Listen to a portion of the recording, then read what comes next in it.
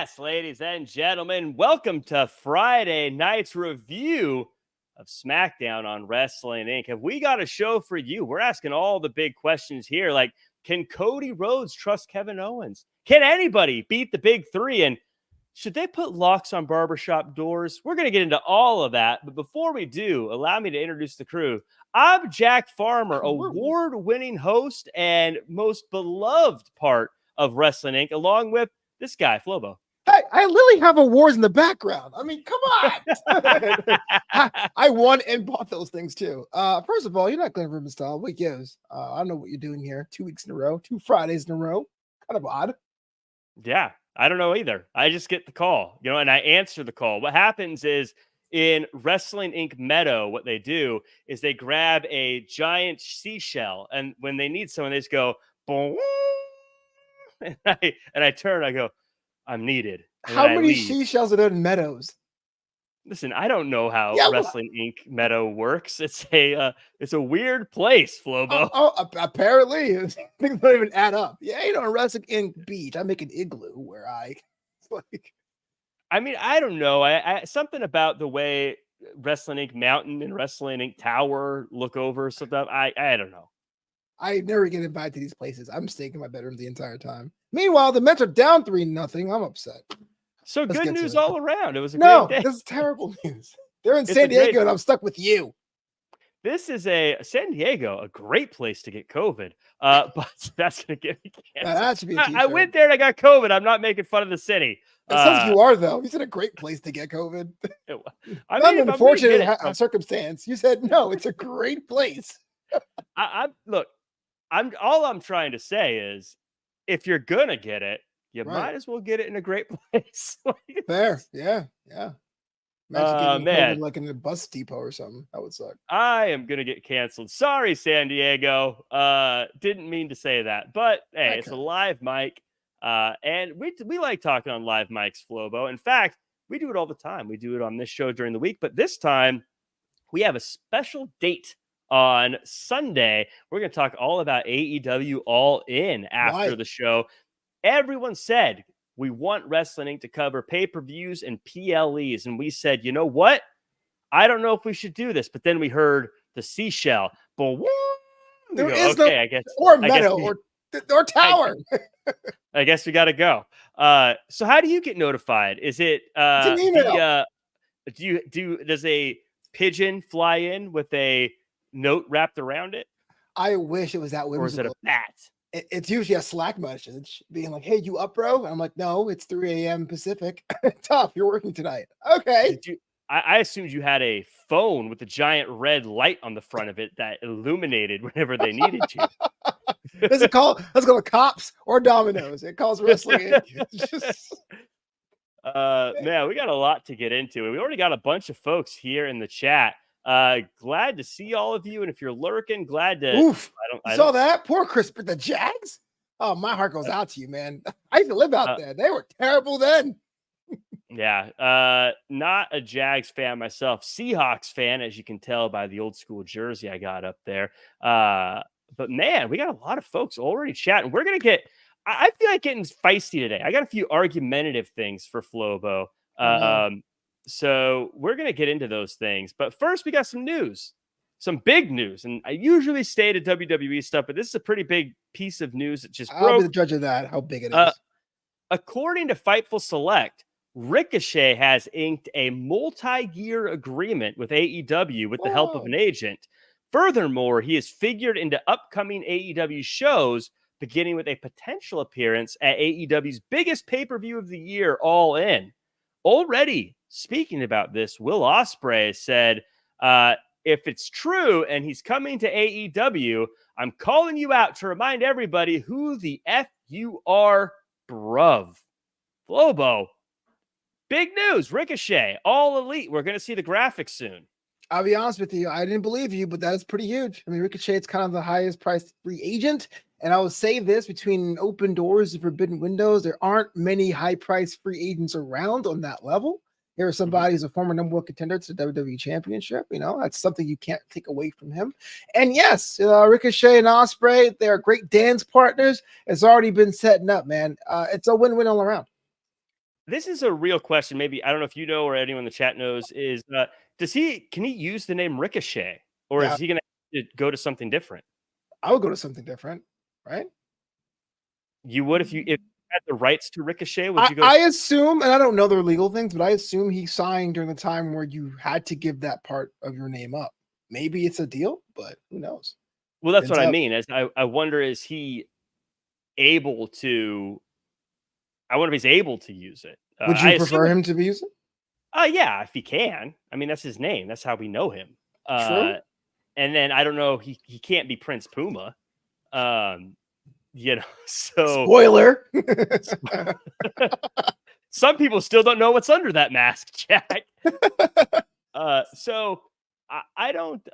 So I don't know. I don't know what that rule is. That hopefully he was able to keep the name, but if he doesn't, yeah, I don't know. Maybe he'll. I'd hate it, but I'd love it if he did the old Rick O'Shea thing, the RICK. Right, he's Irish now. Just coming out. Yeah, he comes up with the shillelagh. So Secular Belt saying Punk used his name, so did Regal, RVD, and others. But that was a different era. They kind of go through phases, right, Flobo, where they're like, we're signing everyone's name to, you can keep it. Yeah, absolutely. No, because I feel like when Ricochet was signed, they made a point when he first got to NXT to do his like real name with Ricochet in quotations. It looked like it was going to be something to be named later, and they went, forget it. To your point, so I don't know. I have no idea. Okay, done there, Stas. Smart, thank you. Yeah, Adonde says, I think he trademarked it, fellas. Armando saying he trademarked King Ricochet. This is why you're the best fans in the business. Coming here live, smarten us up, making our jobs easier. Appreciate you guys. Yeah, I mean, not even fans. You guys are all co-hosts as far as I'm concerned. Whoa. I can't share my pay with these people. I don't know who these people are. Co-hosts. It's going to get divided pretty small. Whoa. Jose says Vince isn't in charge anymore. I think he kept his name. I don't think, obviously he was the boss, but I mean, this is a legal thing and a trademarking thing. I don't know if that's necessarily just one guy's decision here. Jeffrey says your wrestling show is a great show. I am a big WWE fan. I'm assuming was supposed to be added there. Thanks, Jeffrey. Yeah, we'll see. What's his real name? I can't remember. Is it Terrence Mann? Trevor Mann. It's Trevor Mann. Check it out. Trevor Mann. Yeah. I mean, Ricochet is going to be a tough name to beat. Ricochet's a cool name for a pro wrestler. It is. Have you seen Mucha Lucha? That cartoon was dope. Yeah. Chris Brick says he keeps his name. So hopefully wait. Answer the question. Have you not seen Mucha Lucha? I never watched Mucha Lucha, no. What? With Buena Girl and the Flea, like that show was dope, bro. Like the song was great too. Look, it was one of those things I said I'm going to add it to the list. And you know what that means. Everyone has a list, it's right? In a black hole of names of shows I'm never going to watch. But it was a cartoon, so I figured that would have been quick, right? Everyone can do like when someone's to watch a movie, you're like, yeah, I'll get to that. But I still got Walking Dead on my list somewhere. Yeah, that's a show. I mean, cartoons are always like, I'm eating some cereal right now. Mucha Lucha. Oh, all right. I think I still have Disenchanted. I got to catch up on. Don't waste your time. Everyone says that. That's why I don't. It's like Simpsons, Futurama.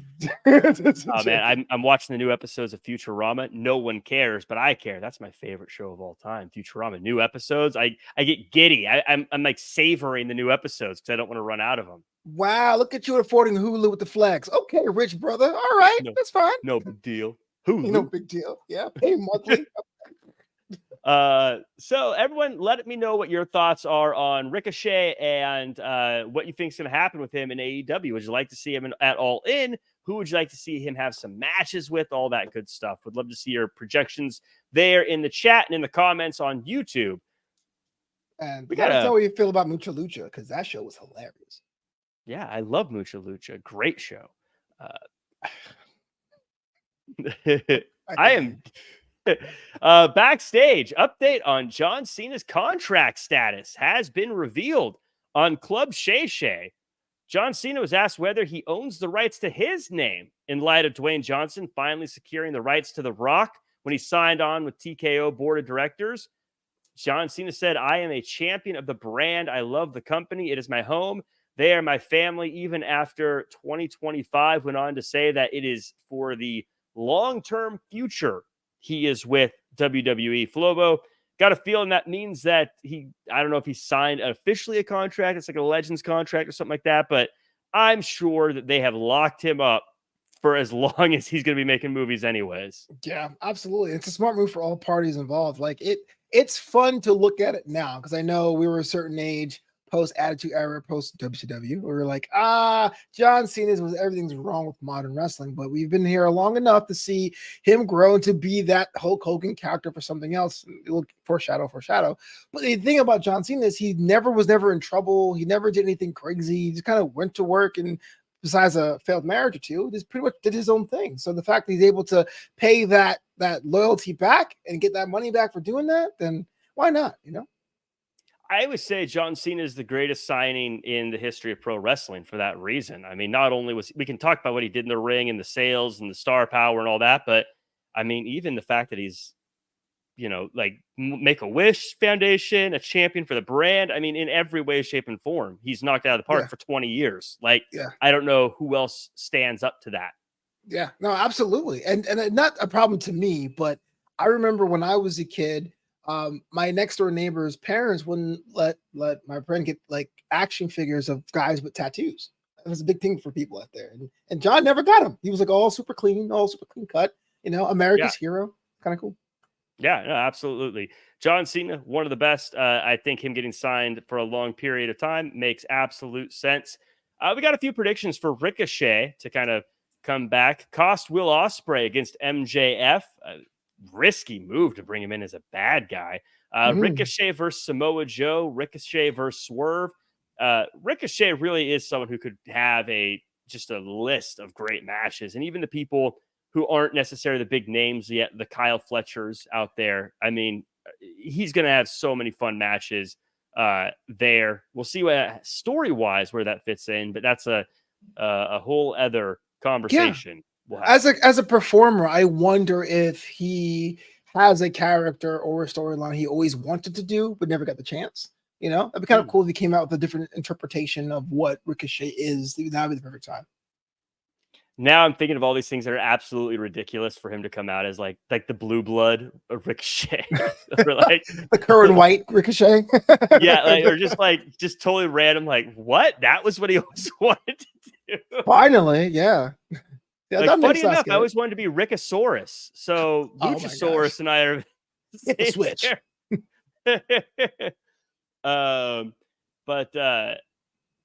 Yeah, lots of fun stuff there for Ricochet. But you mentioned Hogan, and you mentioned foreshadowing. We're talking Shadows Cast, talking about Hulk Hogan here. Oh yeah, Hulk Hogan recently was promoting his new beer, Real American Beer, in Medina, Ohio. And according to the report, a 50-year-old woman was struck by a beer can at the event, which came from the stage. Report further claimed it occurred at 5:30 p.m. and that the can was thrown so hard she was knocked to the ground. Allegedly, some witnesses claimed it was Hogan himself who threw the can. However, other witnesses claimed one of Hogan's crew members tossed the can like a baseball pitch instead. Due to the conflicting reports, no one was arrested or charged, but the woman had to get 9 stitches after the fact. On top of this, more bad news for the Hulkster. Director Todd Phillips confirmed he's no longer attached to the Hulk Hogan movie that they're making starring Chris Hemsworth. Flobo, Hulk Hogan is he's someone that isn't quite as fun to talk about as he probably was back in the day. Why do you say that, Jack? For passing the buck? Why do you say that, Jack? Please, can you explain? Let's be real, man. John Cena would never. No, I'm just kidding. Listen, Hulk Hogan is a hero for a lot of people. And for me, I got into wrestling in '93, and I'm a WWE guy, so he had already left. So he's not as close to me. So I have myself a little bit of a layer of attachment. But for a lot of people, he was a symbol of wrestling. And I always say, if you tell someone off the street to give me an impression of a wrestler, it's usually, let me tell you something, brother. It's Hogan. As someone who is approaching not you, but me, I'm approaching the rightful age of 40. It is quite weird to see Hulk Hogan in these situations. go into political rallies in character, for example. And that's why I kind of like was okay with tuning it out, but someone got hurt this week and allegedly got hurt, excuse me. And that's why it's coming to light. So I would say this: if you were a fan of Hulk Hogan as a kid, there's nothing wrong with having those memories, nothing wrong with having those moments. I think it's okay to separate Hogan when you were a child to what Hogan is doing now. And secondly, I think Chris Hemsworth would have killed it though, man. I'm kind of bummed about that. That movie would have slapped. Dude, Chris Hemsworth, that's got to be gutting. Like, I don't know if the movie's done or if Todd Phillips is just done. By the way, Adonde, comment of the night so far, says Todd Phillips was like, that's not going to work for me, bro. He did due date. Are you kidding me?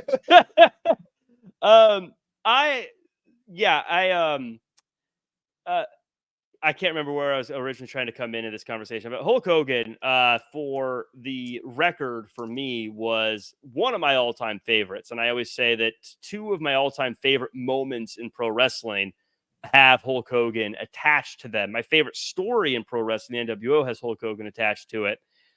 And I tried to hide from his former controversy, but eventually Wait, which one was that? The one where he was saying a lot of N-words. Sorry. I'm sorry. In all honesty, it was like so many. I didn't know what you're referring to. I tried to hide from, but eventually I heard it, and I was like, "This is the most horrible thing," and there's in a way that is absolutely unredeemable.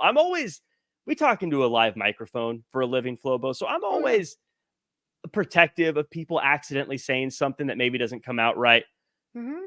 No defense with that. And then I see this, and there's also other stuff that happened at this thing. And so this is where I stand with Hulk Hogan. Maybe I'm going to divide the fans on old Jack Farmer here, but my memories of Hulk Hogan still special to me, because me getting rid of my favorite moments, like Hulk Hogan versus The Rock, which was special for more than just the match to me. I can get into that. That's a whole conversation, but very special to me. That's still a special moment to me. But Hulk Hogan, I'm done with this guy. I don't want to see him. I don't want to see him on documentaries. I don't want to see him on countdown shows. I don't want to see him hosting WrestleMania. I'll keep the special moments that are special to me, but I'm done with this dude. I'm done with Hulk Hogan. And everyone can make their own decisions, but it makes my skin crawl when I see him doing events now and things like that. It's a shame, and I hate it, but I'm done with this guy. I feel like, not to compare him to The Undertaker, because I don't think it's the same issues here, but like, The Undertaker did 30 years of wrestling and was able to be Mark Calloway, and he could have his opinions about things. I think for me, the weird part is acting as if you're Hulk Hogan and saying and believing what you're doing. To me, it's kind of weird. Like, I wouldn't. What if Will Shatner was like, I'm going to use my ray gun and zap you? And you're like, what? Why? You know what I mean? But you're right. I think everyone has a right to do that. Everyone's right to say, look, we don't wish any harm on you, but we're okay to make a little bit of a distance between you and what you're doing. Yeah. I just, I don't know if there's anything more to say about the guy. I have a feeling, I mean, I don't know when it comes to the movie, I don't know how they planned on it. I don't know how you have that be a feel-good movie at this point without just ignoring a lot of what's happened. But not a fan of the guy anymore. Again, I love that moment of Hogan versus Goldberg, one of my favorite days as a pro wrestling fan. Mm-hmm. Don't want to see him again. I don't want him voicing over a video package. Don't want him around. Yeah. Done. I'm trying to think of an actor that has a similar thing that I feel that way about, but well, you know how I feel about Bubba Ray Dudley, but yeah, I think that's the only time I felt like my heart break, and I was like, you know what? I don't want to hear anything from you ever again. Yeah. So that said, hey, moving on the positive show. on the positive show, don't say I don't say how people always say, Jack, you're just positive all the time. You don't know Jack. I don't mean that to be funny. I mean, literally, you're the most negative. You're so sour. This is so inside baseball, but you posted a picture of me from AfterBuzz Studios one time on the couch, just with a very unfriendly look on my face. Yes, I love it. I was like, yeah. They're asking me, we had to do something I wasn't happy Gordon Gecko. Yeah. We had to do something I wasn't happy about. And I was like, okay. I gotta find it again. Remind me on WrestleGate, Gal. Remind me to post it. I'll do it again. Just to scratch out. But we got a lot of great folks here. We got Jane Young in the chat, Killer of Demons, Alicia A, Tommy O, Danny Cochran, J.R. Smith, Laura Rock, Sherrod Jones, Daniel Barry, Andy Hannigan, Jose Topete. I don't know. I say your name wrong every time. How do I say it? I say Topete. Topete. Yeah. Damn close, right? Yeah, Lyle Foster's here, Chris Bricks, Blue Chew, Jay Willie, Joe C. Lurkin.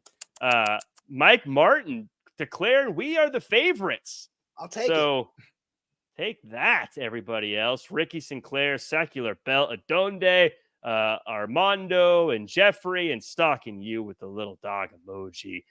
Beer Money and Low Vision Technology hanging out as well. Lots of folks. Anthony Tornado. Haven't seen you around in a while, Tornado. Jose says you're right, by the way. I'll take it.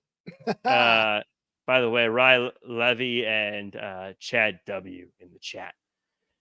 Let's talk about some pro wrestling, Flobo. Let's talk about what happened on SmackDown as we are 1 week away from Bash at Berlin. Yeah, it's a week from tomorrow. We start with the Waller effect. Grayson Waller says that Cody uses his friends, and Cody says, I'm rubber, you're glue. What bounces off me sticks onto you. He did not say that. That was exactly what he said. No one is that much of a swear. Okay. That's when Grayson Waller shows a video with the receipts for Kevin Owens as someone who turns on his friends. Kevin Owens says, let's make it a match. But first, there's a scuffle, and KO bumps Cody. During the match, K.O.D. versus A-Town Down Under. And the story is, can Cody trust Kevin Owens? Turns out he can. KO gets the win for his team, but Cody Rhodes takes a beating in the process. Lots of story beats here, Flobo. I think the outcome was pretty expected, but talk to me about your thoughts on this, and can these two stay friends and still have an interesting match at Bash in Berlin? Before I answer those really important questions, here's my silly response that has nothing in particular. I think Grayson Waller has one of the more recognizable theme songs that's not a main eventer. Like, as soon as it drops, you know it's Grayson. So shout to Def Rebel on that one. But you're absolutely right. The can they coexist stuff has been done to death. But I like it here because it really set up like, no, he's going to turn on you. And it's like, no, you got to believe me. And they teased it just enough that you're expecting a super kick. Was it going to happen, or is it going to be even close? The hello tease with the title was great. The match itself was fine. The crowd ate it up. It was all great. But I kind of would have wanted that KO thing. I kind of really wanted to be like, hey, look, you believed in me, but I'm still your opponent. No hard feelings. It's just business. Yeah, I feel like I want the turn to happen. I want them to hate each other. I want this to be a heated thing. Friends wrestling is rarely fun. Now, I'm sure the story is going to happen at Bash at Berlin, but going into the match, it's going to be a good match. I like both guys. I get it. Like, I'm on board. I just don't know if I feel like it's spicy, if it's a hot matchup. You know what I can't imagine this without being like, oh, but Roman could show up. I can't imagine this being a main event kind of matchup. And which is different because Cody Rhodes, I think, is main evented every time since WrestleMania. It's the biggest prize in the business. Right. So I don't know. I'll like it. I guarantee I'm going to, on the after show, be like, this wasn't great. I loved it. Ha ha ha. But I don't know why I'm laughing like why that. Why is the Jack Farmer impression like more like a rude version of yourself?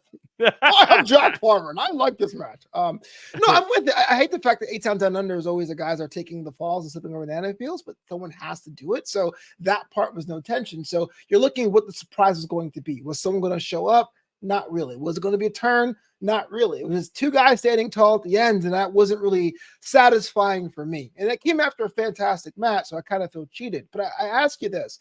The whole idea of this number one contender in Kevin Owens and not really wanting to, but then realizing I have to because I got to step up, it's compelling on paper. But is it working as far as like, I know you said you weren't, but like, are you the fans are watching right now? Are you hyped for this matchup in Berlin? Yeah, that's a good question. Are you guys hyped for the Kevin Owens Cody Rhodes match? without assuming some extracurricular is going to happen. So if you're excited because you think Roman's going to show up, that doesn't count. That's extra. Are you excited for these two to have a match? Again, the match would be great. I feel like it's not spicy. Two friends having fights aren't fun. It's people who hate each other is what's fun. I do love KO though. I feel like KO deserves more credit than he gets, especially nowadays with Deadpool being popular. He's very much the Deadpool, I think, of pro wrestling, where agreed. He's talking to Nick Aldis. I'm doing it in reverse order. Usually we fight, then the match, but can we just do it now? And super fun. And also one of my favorite parts of the show was Kevin Owens saying they don't have adrenaline in their soul. Yeah. He is a Deadpool, straight up. So very fun. A lot of people in the chat, it looks like they're saying they're not super pumped about the matchup. Match is going to be great. Yeah. Match is going to be great. Like Danny Cochran saying, not excited. Cody's better chasing the title rather than being the champ. I think he's been a fantastic champ. Fire Pro. This is actually similar to Roman Reigns. I know a lot of Roman Reigns fans don't want to admit it, but most of his matchups that weren't the big four shows, kind of layups. Do you count the Saudi shows as big four or layups? Those are big four. Okay. But near the end, the last year of his reign, we all knew he wasn't losing that title until Mania. So it was very like, okay, it doesn't really matter. I thought you said Tozawa was going to beat him one time because you were ready for Tozawa. Well, if Tozawa ever had the opportunity, but right. backstage politics. Yeah, that's the reason. I think he's lost every match in the past 2 years, but yeah, the politics. Speaking of losing every match, Santos Escobar had an opportunity to take the U.S. Championship from L.A. Knight. Angel and Berto attack Knight before the bell and get ejected, as does La Madrina. We get a fun match with L.A. Knight retaining. Flobo, thoughts? I'm a huge Santos Escobar fan. I'm a big LA Knight fan. Everyone's an LA Knight fan, though. Everybody's saying. Yeah. Escobar, though, man, this guy can't buy a win. Cannot. And it's wonder because you know that there has to be a winner and loser because you didn't want to have the match be a no contest. And so you're like, both men need to win. You didn't want LA Knight to lose his first defense after chasing it for so long. And it looks pretty much he has to be the flashy face of that title because the last champion hasn't been mentioned in the past week and a half of WWE programming. So it looked like the LA Knight was going to win. But I've seen this before where someone loses, they get frustrated, and they lose some more, and they get frustrated, and they snap.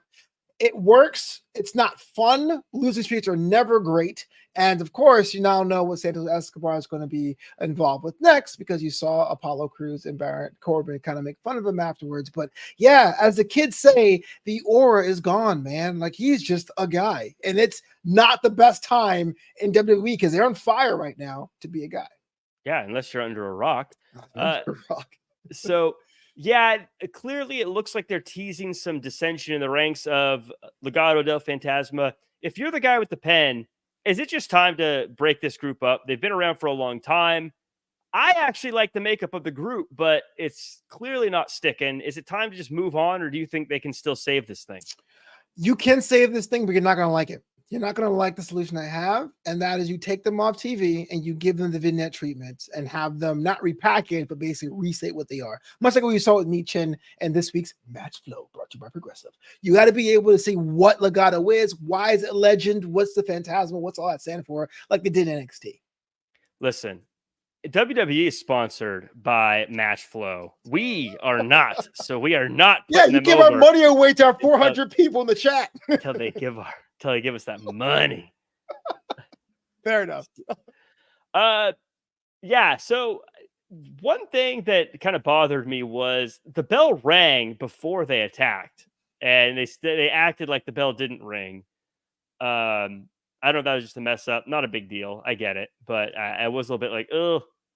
I was going to ask you this because you remember the Attitude Era because they didn't used to do the in-ring intros for title matches until like 10 years ago. It's like, yeah. Do you remember those like Attitude Era championship matches where the champ would just get like beat up before and they're like, I'm the champ, I have to go on, continue, and they kind of fight from underneath? Were you a fan of those growing up?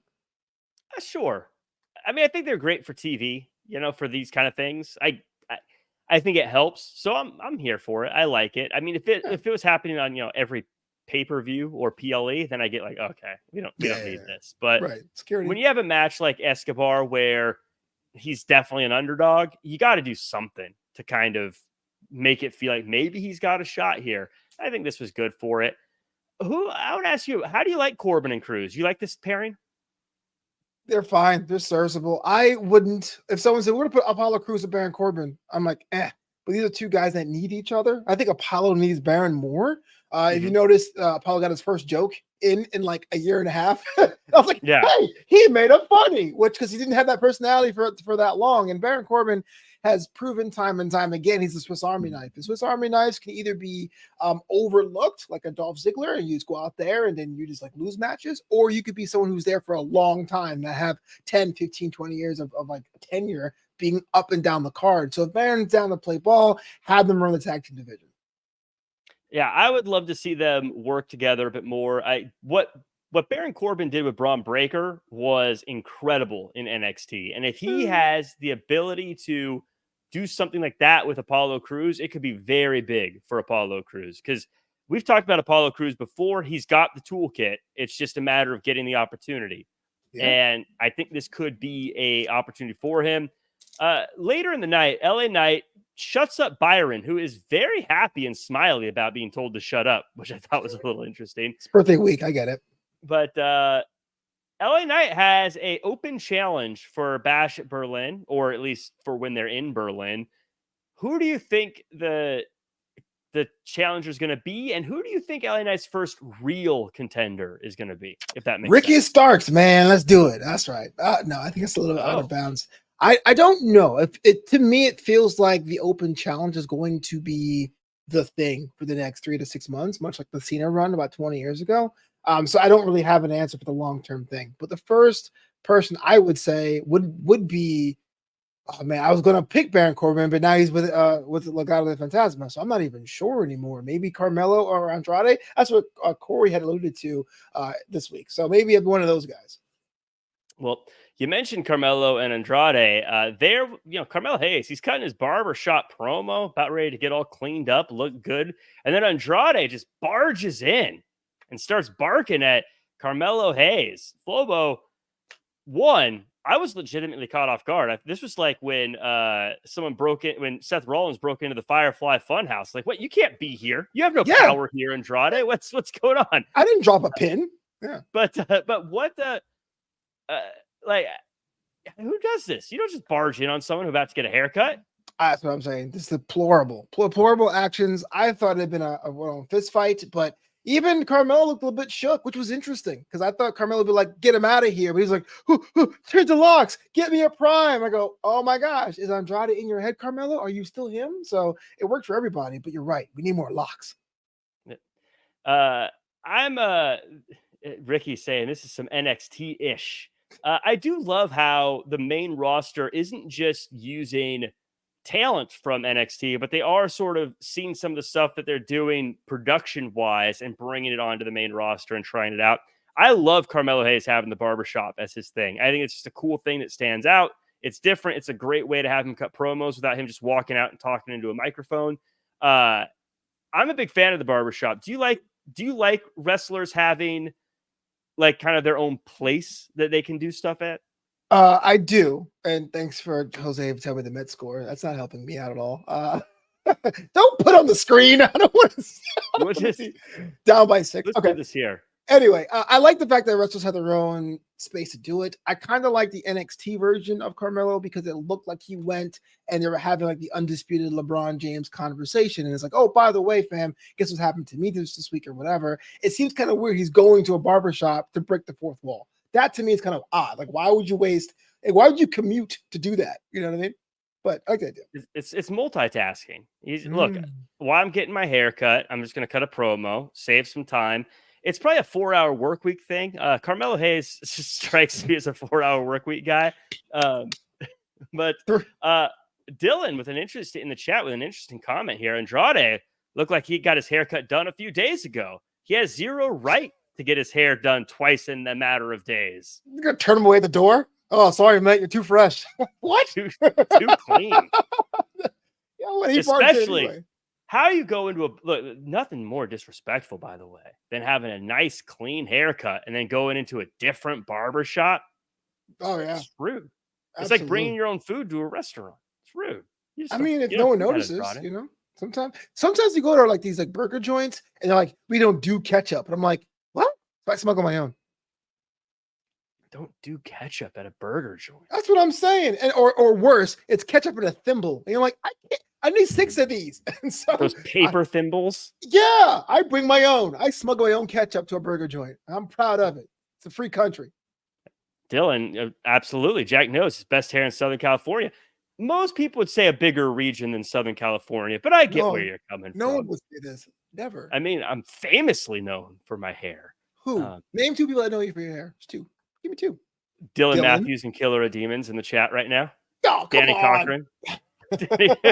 Fire Pro. Fine. It's a so we move on to a 6-person tag match. Isla Dawn, Alba Fire, Blair Davenport versus Jade Cargill, Bianca Belair, and Naomi. This was absolutely a night of we kind of knew how this was going to turn out matches, but bad guys. I was surprised. Were you really? With the result? Yeah, I was. Well, just for folks who maybe haven't seen SmackDown, bad guys target Bianca Belair. Eventually, Jade Cargill gets in and hits all of the best finishers in the game before Naomi comes in and gets the win. Jade Cargill wrestles like my creator wrestler. Have you noticed this? Chokeslam, powerbomb, everything. Do the people know about your creator wrestler being a level 100 and totally being unfair? I build myself as accurately as possible. That is not accurate at all. Although your hair doesn't move in the game, so I guess that is pretty accurate. My hair is helmet rock hard. So I was surprised at the result. I gotta like my stats have to be 100 for any head damage because this thing will protect me in a car accident. You got to see this guy on 2K, man. It's hilarious. I make him lose every time I use him, so it's kind of fun. But it takes a long time to beat my character. With Not really. What you do is your legs stats. are so weak because you can't lift up anything, because you're kind of a wimp. That's how. This match here on paper, I thought was going to be, of course, you want to have Bianca and Jade and Naomi roll through. But remember last week, Naomi lost super clean as a whistle to Blair Davenport. So I thought it was going to be that's going to play and say, oh my gosh, in 2 straight weeks, Blair Davenport got the best of Naomi. I got the opposite. Now, Naomi pinned Blair Davenport, and that story can go on in its own direction. So that part was surprising to me. So I thought was pretty cool. Beer Money's pointing it out here. The 3 women had, the big 3 had Simone Biles inspired gear tonight, which was pretty legit. I think that was a pretty cool. I was thinking about how.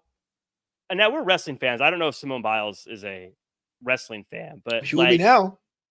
How flattering to find out that 3 wrestlers are all dressed in different versions of stuff you famously wore. What a cool supportive thing. What a cool shout out. What a cool little Easter egg. I love that, Flobo. This was, to me, that was a 100% great, cool thing they did. Talk about athletes in peak physical condition. I mean, why don't you do it? Because it's funny because I didn't realize at first. I've been the first one to admit that. I was like, why is Bianca wearing that like, because it's so opposite what she usually does. Then when I saw the side by side, I'm like, oh, that's genius. That's effing genius. I love it. Yeah, I just got to say, we've got a lot of stuff. Danny Cochran says Jack's hair is legendary throughout the Pacific Northwest. It's very true. Thank you, Danny. No, I was there. No one knows. Killer Demon says Jack hair is slick like slick Ric Flair. It's absolutely true. And Dylan says Jack's hair is more rock hard than Juice Robertson. So why is your hair getting over on a Friday night? This is so weird. It's all true. It's part of who I am. But my favorite part of this match, though, I mean, I did like the shout out to Simone, but Wade Barrett quoting Taylor Swift. Did you catch that? I did not. He said, she's a nightmare dressed like a daydream. And I was like, Wade Barrett. Oh, he did say that. Yeah. I didn't put 2 together. He did say that. Yeah. Wow. Beer Money says Jack's favorite musical is Hair. Stop doing this. Stop. No, I refuse. I refuse. It's not just that it's my favorite musical, but Hair's favorite hair is my hair. You know what? As a guy who's been bald for like 20 years, to hell with all of you with your follicles and your locks. This is my serious question for you here, Flobo. Serious question about this matchup. Jade Cargill, Bianca Belair, and Naomi, they're super dominant. In fact, we've talked a bit about them possibly being overpowered in a tag team division like what WWE has going right now for the women's division. Did the bad guys here do enough to make you believe that they're on the same level as the big three? No. You're right. Jade is so dominant that I can't think of any combination, maybe even the Pure Fusion Collective, that can even look on a poster toe to toe. This is kind of like an even kill. And so you have to go to result of trickery. You know what I mean? So that's totally fine. I think they're better for it now. I actually want to see more of Isla Dawn and Alba Fire and Blair Davenport because now they're no longer doing the spooky thing. I want to see more of them. So I guess they seem more solidified, but I don't think they have any more of a chance after this week. Yeah, I've always said I love the big three, but man, no one looks like they can hang with those three. They're just so overpowered. Yeah, I know everyone's got to love them. So me saying they should break up is like sacrilege to a lot of people, but they're just too powerful. They're too good. To be fair, if it's the three of them, you can play on Naomi because Naomi has the worst win-loss record of the three of them. So I would say that. So they are beatable. I mean, Jade and Bianca as a tag team, who's beating them? Like who gets in the ring with them makes you go, yeah, I think that that looks like they have a good chance. Yeah. I can't think of any current iteration. Yeah, it's a current. I mean, obviously we could fantasy book different teams together, but right now there's no one that I'm like, man, they look like they could stand. If George were here, George Ramosi, probably said the Jumping Bomb Angels could probably take them down. But yeah, I can't think of anyone on the roster now, unless you're doing some things where you're like combining future, like, oh, if Julia came back and tagged with Asuka, maybe, but it's not gonna work. Right, and even then, Julia's not known in WWE, so it'd just be kind of like I mean, she's great, but we don't the drill. You gotta we gotta figure out who they are first. This is what you asked for, and not you specifically, but the people. Oh man, Jade's here. She dated with Bianca, and this is what you're getting. So people love them though, so maybe they're getting what they like. Killer Demon says, I think we'll finally see the turn of Bianca or Jade at the pay-per-view, the PLE. Dylan says this is the best the tag women's division has ever been, minus the Iconics, of course. Iconics, so good, man. What a shame they're not there anymore. Dylan's a big Billy Kay fan. Aren't we all? Ricky Sinclair says Jade and Bianca has got to be building to a WrestleMania match. Goodfellas says Nia and Tiff. That possibly could be. Would be, but she's the queen and the champ. And Jose says Tony the Tiger said Jack's hair looks great. I don't know what's worse, you posting the Mets Padres score or that stuff. It's just even makes me sick equally. Fun fact: Lee Marshall, former commentator for WCW, for a while did the voice of Tony the Tiger. Oh wow, didn't know that. I am a late period WCW historian. Yeah, let's talk about the Bloodline and the Street Profits. Solo says that Roman is done and he's got next for the WWE title. Then he tells Jacob Fatu to give the tag title to Tongaloa because Fatu is now a bodyguard. Well, personal enforcer is the specific name. Match boils down to Jacob Fatu attacking the Street Profits and helping the Bloodline get the win. Post-match during the Bloodline beatdown, DIY makes the save and Fatu wipes them out so Solo can put on the final touches. Later, the Street Profits and DIY are in the medical area, and Indy and Candice LeRae go in to check on them. So a lot of things happen here. I want your thoughts on the match, but also, and there's a few things we're going to talk about here, so don't you worry. My first question, though, is Fatu seems injured. Like, it might be a bit of a time before he's able to wrestle again. Was this a clever way to get the title off of Fatu? Or do you dig it, or do you feel like you're not a fan? I think it would have worked last week. I think the fact that we saw him, Fatu, with the boot last week and saw him come out wobbling on that boot this week and him going, oh, you're now my enforcer, makes no sense because you see him on one leg. That to me, that happened backstage, that happened in the car on the way to the arena, it would have been fine. The fact was the timing was off. But the match itself was actually pretty good. Street Profits, we were talking about them, are in the best shape of their careers, but at the same time, don't seem as cold as they ever were on their careers at the same time. So they're like primed to go on a run. And this one looked like it was, but we kind of knew going into this, there's no way they'd beat the Bloodline. But the way they got beat down leaves a lot to be desired. And the team they beat last week shows up to save them? Yeah, I was pretty bummed out about this because I'm a big Street Profits fan, and it to have them lose another opportunity and then to get saved by DIY, who isn't currently the hottest tag team in wrestling right now, with all due respect to DIY. To me, it just makes me go, I don't know what's next for the Street Profits here. I got a question for you, Flobo, and I was debating whether or not I want to ask this question. It's gonna fire people up. If you ask about shampoo or conditioner, I am logging off. I swear. So help me. Well, Killer Demons does say we don't follow our nose like Toucan Sam. We follow Jack's hair. Absolutely. E2 KOD. E2. Which is true. And Julian Floyd has a great comment that I'm going to get to after this, but I do appreciate that. So this is the question, Flobo, and God, the world's going to hate me. I'm going to get in so much trouble for this, but we see certain people on Twitter. We hear about them on Twitter all the time about how they are, quote, wasted, how they are, quote, buried, how they should, quote, go somewhere else. All these things, these names come up all the time. The Street Profits last held championship gold on August 1st, 2021.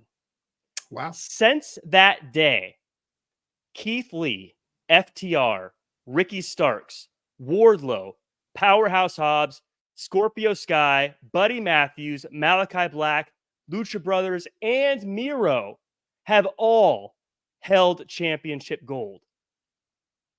My question to you is, what is WWE doing differently that keeps the Street Profits out of similar conversations? Wow, that's a very deep cut. I will say this. To the Street Profits' credit, on Raw in that time, there was a bit of that tease of Montez going solo, and he had some showcase matches when he was solo.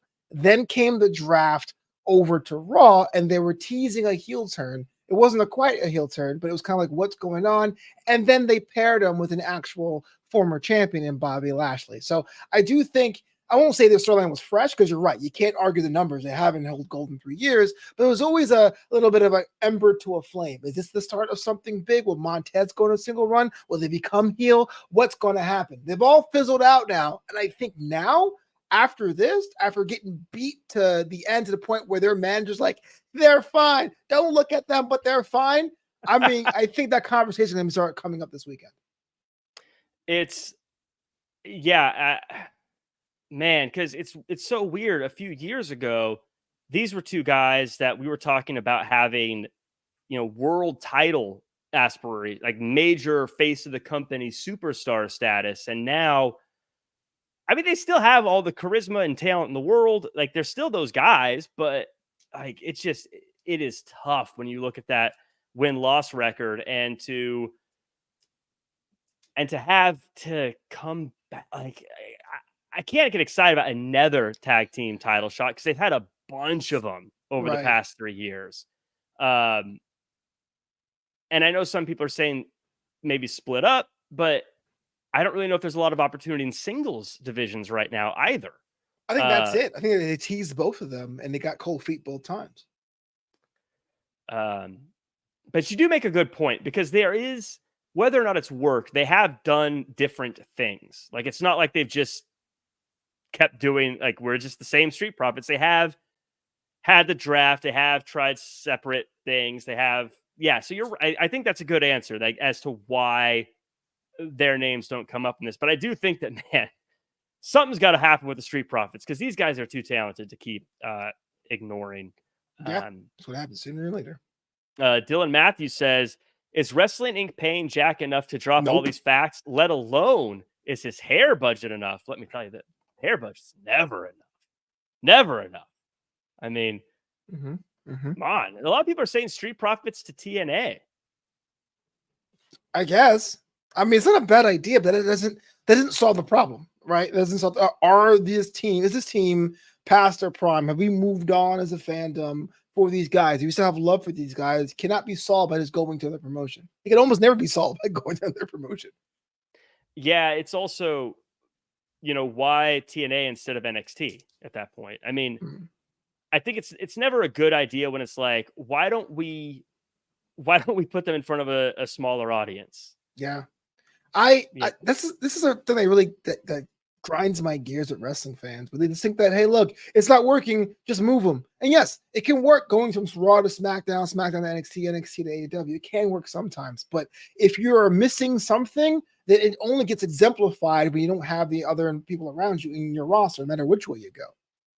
Yeah, and it all always shakes out. The truth exposes itself at some point that like it doesn't matter, because you look at LA Knight, for instance, he was a huge star in NWA. He was a huge star on NXT. He's a huge star now. Like, Cody Rhodes, huge star in Japan, huge star in AEW, huge star in WWE. Like, and I'm not saying they're not huge stars, but we got to find something's got to happen. Because if it's just they're good and they win, that runs dry very quickly. Absolutely. Alicia A with a good point here. Once they paired them with Bobby and flip-flopped heel babyface, that hurt them as well. I still hope good things come from this, and I still hope that they turn it around. But for now, last part of the show, Flobo, last thing to cover. Already? Michin is proving people wrong, and Nia Jax is talking to the people of her court. That's what we're calling it. And Chelsea Green and Piper Niven are talking crap. I thought this backstage segment covered a lot of fun. I thought this was a fun, silly segment here. I enjoyed it. Oh, backstage was great. The Michin stuff was kind of weird, but the backstage stuff was great because Nia seems a lot more poised as queen, and Tiffany's trying to help him out. There's still that tease going, and you get Pretty Deadly on TV. Win. Chelsea gets to be Chelsea. I loved it, top to bottom. But that Michin, can we talk about that? Yeah, how she ruined Tiffy's party. Yeah, let's talk about that.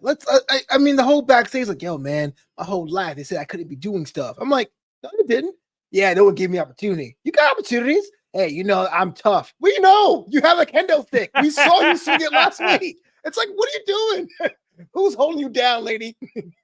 Yeah, it was very I texted you, but I'm just gonna say it felt very like 2002 Pink music video. Yeah, I'm misunderstood. Okay. Okay. Yeah, misunderstood. That's right. All right. Yeah. But you're right. Michin, like, she always beats people up. This is where, but it's kind of like what you were saying before, Flobo, about how it's very, maybe like Escobar needs some video packages. Maybe this is what Michin needs to sort of rebrand herself. It seems like she's separating from the OC here, but I'm fascinated by the dynamic of Nia Jax and Tiffany Stratton. I think this is a really fun dynamic with the Money in the Bank, but they're friends. Is Tiffany Stratton going to become a good guy by cashing in the way this is playing out? Do you think that's what they're going for? That's a possibility, but I want her to go the full Dominic Mysterio and be a heel and turn even more heel. Because I do think the internet is coming around to Nia Jax. This whole thing of like, hey, we're starting to respect what she does, best worker of her career. Oh, she ate or whatever. I don't know what people say on the internet, but I think people are liking Nia Jax now. So imagine being a queen and just saying, look, all I wanted was to wrestle for you and have a crown that was broken, and you took that from me.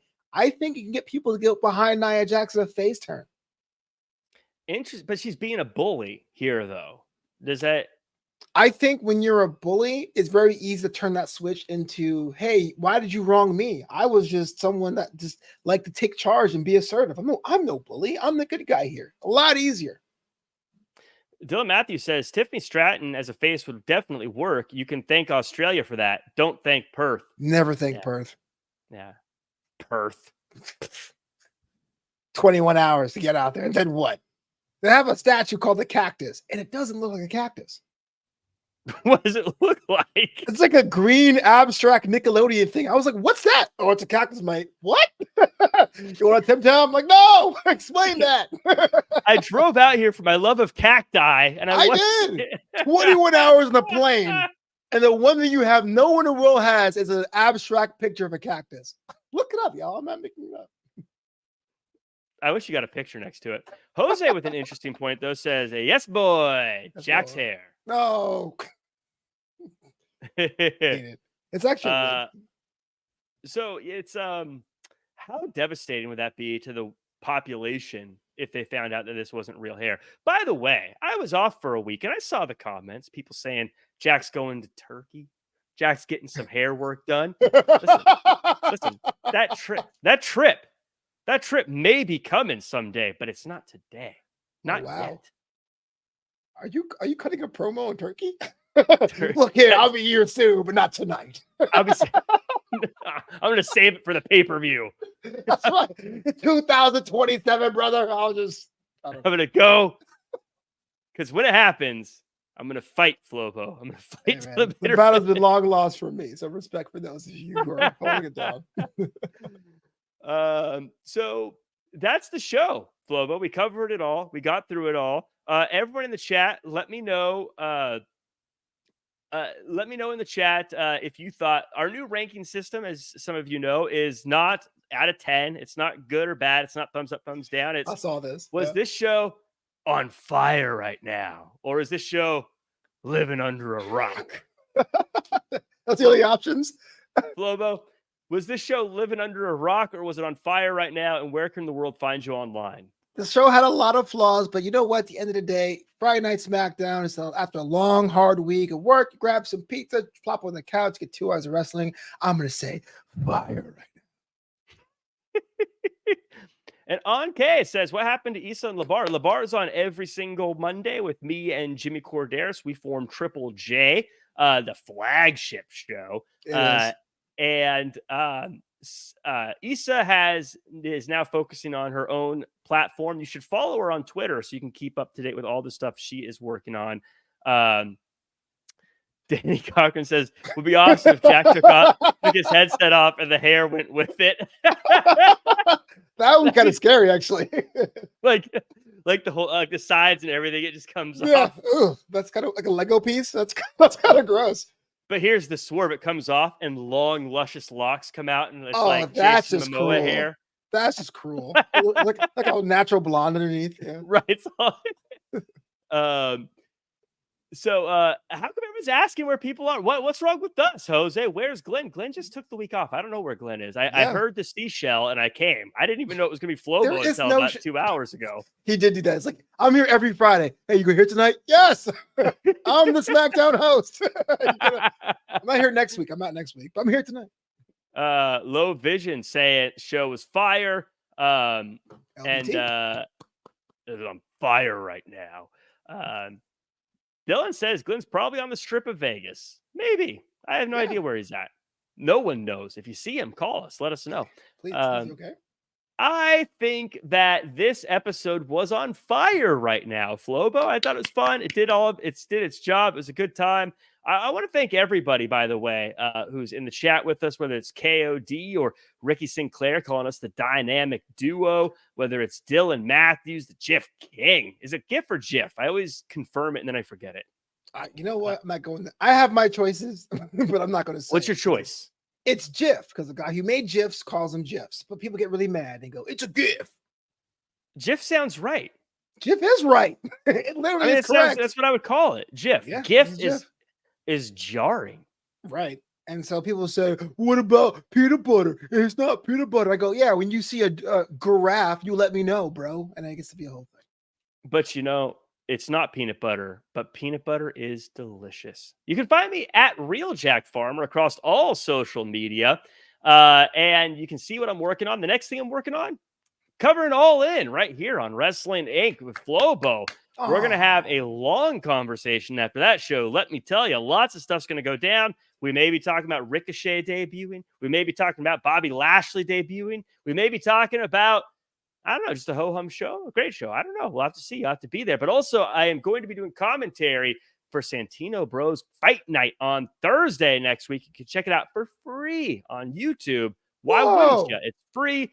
We have the winner of the LA Rumble, Alec Tomas, is challenging the champion Slice Boogie for the title. It's all on the line. You got to tune in to see it. I'm going to be on the call, so you'll hear me saying things like, what a maneuver.